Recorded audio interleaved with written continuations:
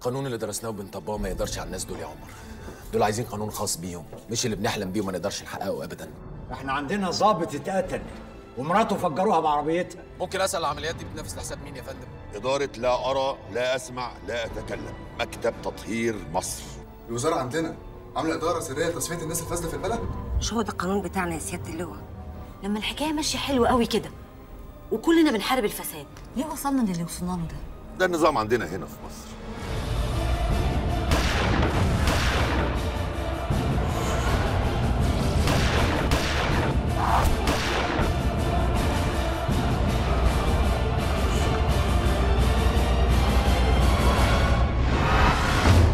ولا بنساك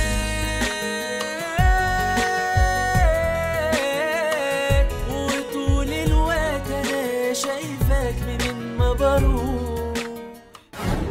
أقول لكم امبارح تشوفوا لي إيه حكاية البني آدم ده، تقولي لي النهارده إنه خطفها.